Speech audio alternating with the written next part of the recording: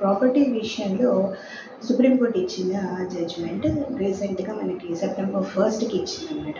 ఈ జడ్జిమెంట్తో నాకు తెలిసి సేల్ డీడ్ మీద, సేల్ అగ్రిమెంట్ ఆఫ్ సేల్ మీద నడుస్తున్న కేసెస్ అన్నిటికీ కూడా మంచి పరిష్కారం దొరుకుతుందని అనుకుంటున్నాను ఈ జడ్జిమెంట్ ద్వారా.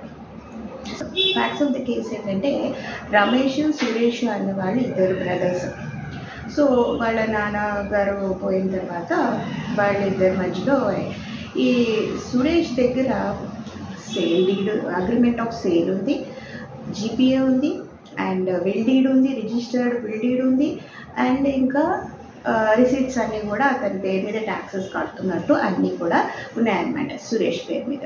అయితే తను ఏం చేశాడంటే ఈ డాక్యుమెంట్స్ ఆధారంగా సేల్ చేసేసాడు, పార్టీకి అమ్మేశాడు అనమాట.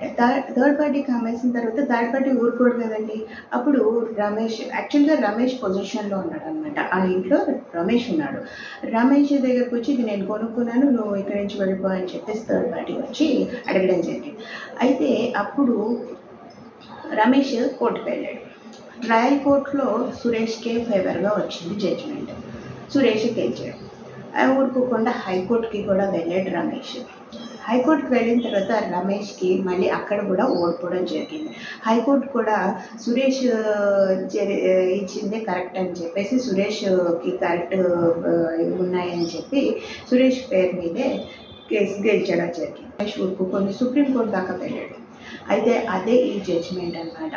సుప్రీంకోర్టు ఈ కేసులో ఇచ్చిన జడ్జిమెంట్ ఏంటంటే, ఖాళీ agreement of sale and GPA మీద మీరు అమ్మే అధికారం మీకు ఉండదు.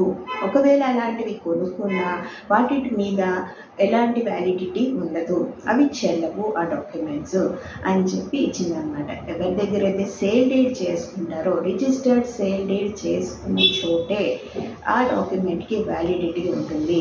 అగ్రిమెంట్ ఆఫ్ సేల్ అన్నది జస్ట్ అనుకుంటాము కొనుక్కుందామని చెప్పి తప్ప అది కరెక్ట్ డాక్యుమెంట్ కాదు, పక్కా డాక్యుమెంట్ కాదు. సేల్ డీడ్ ఉంటేనే పక్కా డాక్యుమెంట్.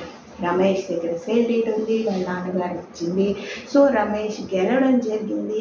ఈ జడ్జిమెంట్ నేను డిస్క్రిప్షన్లో ఇస్తాను, పూర్తిగా చదువుకుని దాని ఫ్యాక్ట్స్ డీటెయిల్స్ తెలుసుకోండి. మీకు ఈ కేసెస్లో ఈ కేసు ఎలా ఉపయోగపడుతుందో కూడా కమెంట్ సెక్షన్లో మెన్షన్ చేయండి.